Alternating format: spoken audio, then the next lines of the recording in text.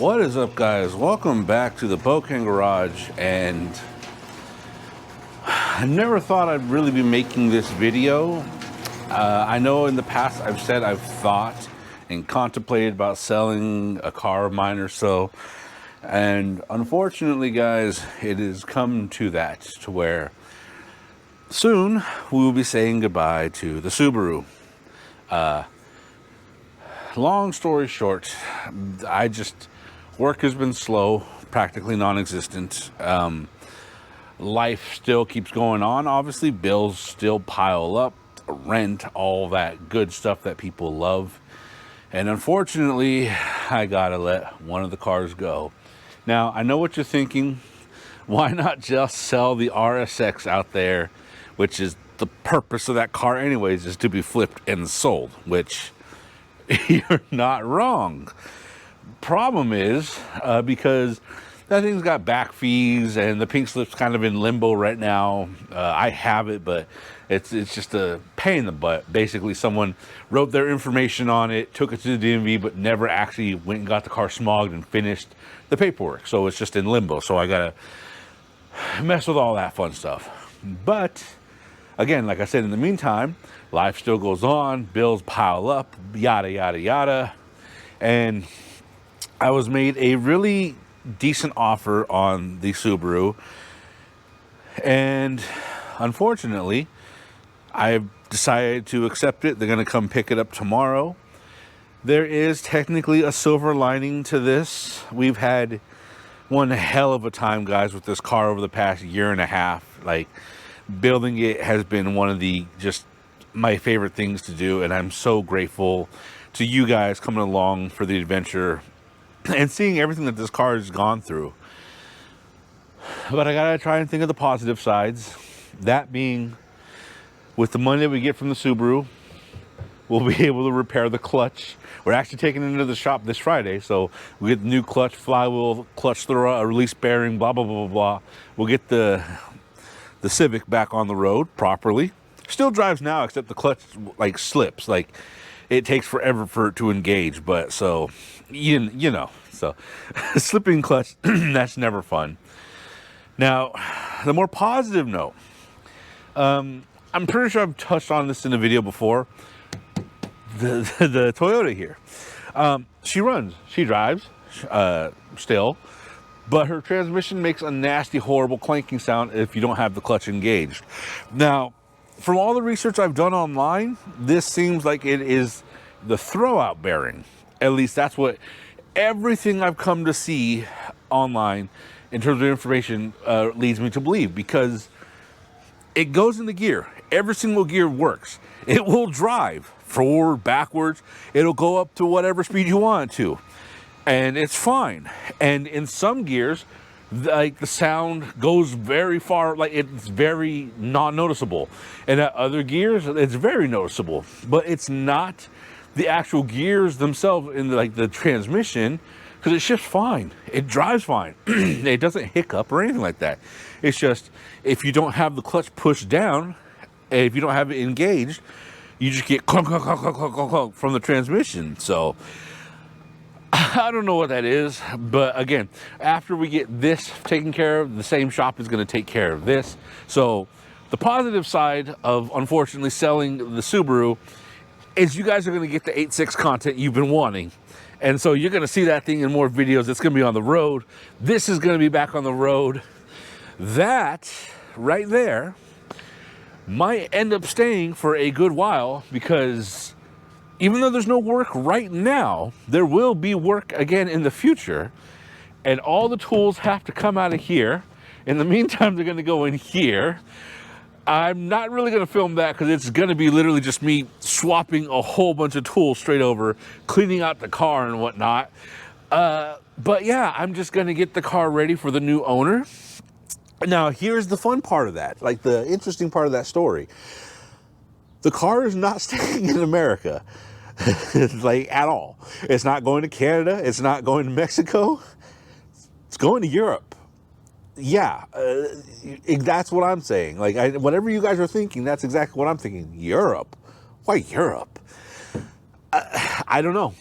Long story short, because it's not really long of a story, I was contacted by a company that exports and imports vehicles from Japan, Europe, etc.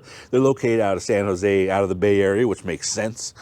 And I guess they have a client that was looking for a two-door coupe, not beaten up, not rusted out, because, you know, in the UK, all those vehicles, like, they get tons of rust because they get snow, salty roads and all that. Kind of like the Midwest, the South, and all that stuff, which we don't have over here. Like, all steel, nothing rusted. Obviously, you guys know, I don't need to tell you that. You guys have seen this car be built. You know there's no rust on this thing. She's a great running car. And that being said, apparently, in Europe, from what I can surmise and from what the guy can surmise, the exporter, that these things for this price over there have like rusted, my brain can't think, rusted footwell panels, rusted wheel wells, all that stuff. So apparently it is cheaper to buy a car, if you're in Europe at least, it is cheaper to buy a GC8 in moderate good condition in America and then just ship it over. But that's the only thing that makes sense, because I've talked to the importer, exporter, whatever you want to call him, really cool guy, and that's it. That's like the only thing he could think of why someone would want to ship this thing to Europe. Now, it is a gorgeous car, guys. Like, yes, it's mismatched colors, mismatched all that, but I love this car. This car obviously started the whole channel. This was a $500 barn find. Now, years later, I think I did a write-up about 5-7 months ago, the cost of everything that I was in the car at that point in time. And that was pre-timing belt, pre-water pump and all that. And I think at that point in time, I was in the car a total of like $3,500, including the price of the car. And that's like, you know, all the cosmetics, all the mechanical stuff I've had to buy, all the stuff we've done to the car. So not too bad. Like, if you look at this thing, despite the fact that it's miscolored, like, just look at this. Like, in your area, if you go and look for a two-door GC8 Impreza with, let's say, $3,000 in your pocket, and that's what you're wanting to spend, you're going to have a hard time finding one in the condition of this for $3,000. Let's say $3,500, whatever. So, yeah. I mean, again, mismatched color panels, but like, you got the JDM everything except for the bumper. Just great car. And I can understand why someone wants this car. I can understand why someone wants to buy it. And I guess if the examples in Europe are very rusted out, I could see why someone wants to import it. But that being said, I am not happy about it.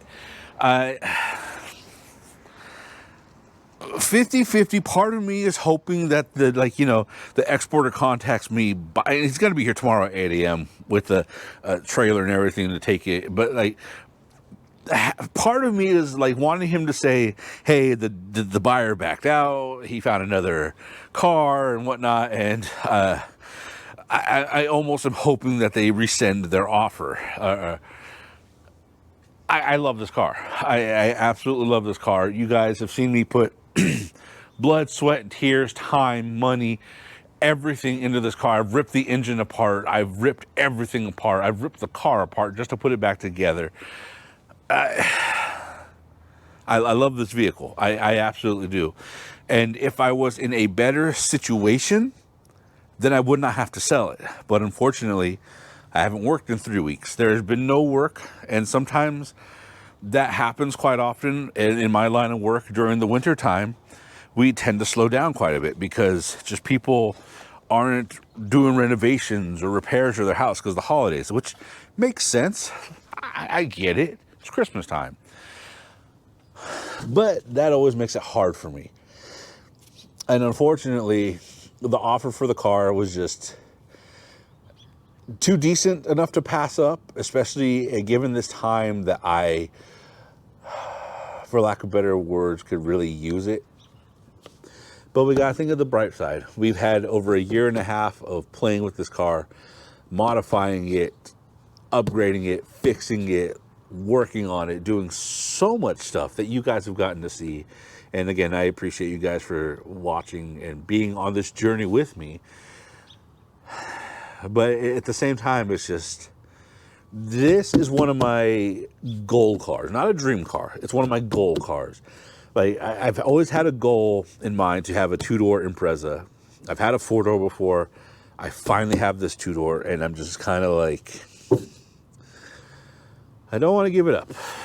And I'm sure a lot of you car guys out there, even not even necessarily car guys, but people who are into hobbies, you spent so much time, money, emotions and whatnot into a project, and then to inevitably, for one reason or another, have to quit or sell it. And I'm sure you guys know what it feels like. But this channel's not about doom and gloom, so, you know, we got to look at the brighter side of things. Unfortunately, we will be saying goodbye to the Subaru, but we'll be saying hello again to the Civic, because we'll be back on the road. I know you guys have been bugging me about this baby girl right here, and if we sell the Subaru, she's coming back. I mean, she's here, but she's gonna get repaired, and then we get to make all the videos I know you guys want to see, whether it's driving videos, it's me redoing this old chalkboard hood, getting the, like, you know, the Japanese front grille and all that stuff. So there is a positive side, and then we get to replace it with an RSX. So, I mean, I've never wanted an RSX, but I mean, they're not bad. They're good cars. That thing drives fine. It just, you know, gotta look at the brighter side of things. But anyways, guys, that was just a little update. I apologize. I haven't been making a whole lot of videos lately. It's just, without having the work, that means I don't have the funds. So, kind of sucks. But you know what? Once we get this girl gone, we'll have the funds. We'll be able to do more stuff with the other vehicles. And then we'll be able to, like, you know, rotate and probably have the Miata here again, do stuff to that, and get back on the ball and do what we got to do. But what I got to do right now is clean out this car, because it's got a lot of tools in it. The interior itself, not so much, but the trunk is full of tools. And I just got to get it ready for the guy to come pick it up tomorrow and send it on to Europe. So remember guys, every broken car is an adventure. And this girl right here has been one hell of an adventure. And I'm going to be so sad to see it gone. But it's going for a good reason. It's been loved, it's been cherished, it's been restored from a abandoned barn find that was literally going to get sent to the scrapyard if no one bought it. But I bought it. But we're going to have to say goodbye to it. But in that vein, we're also going to say hello to a lot of other projects. But remember, guys, don't let your car dreams just be dreams. You just got to take the time, and you will eventually get what you want to get. Obviously, if you want to wait a long time, you might find another barn find like this for 500 bucks. I don't think you ever find a barn find like that for 500 bucks. These, sadly, in like beat up condition, are like in the tens of thousands. That was, I think, is ridiculous. But you know what? As long as you keep your eyes out there, keep your eyes peeled, save up some money here and there, at least with like $2,000 in your pocket, and you shop around, I'm sure you can find the car that you've been wanting. Or you can start doing what a lot of YouTubers, myself included, have been doing lately, is they've been flipping cars towards their dream car. So that's always another avenue. Anyways, before I ramble on too long, remember, save the hoonigans for the tracks. Don't do that stuff in the streets. Takeover life is stupid, it's unsafe, and you guys are ruining car culture. And until next time, be safe, and I will see you in the next one. Peace.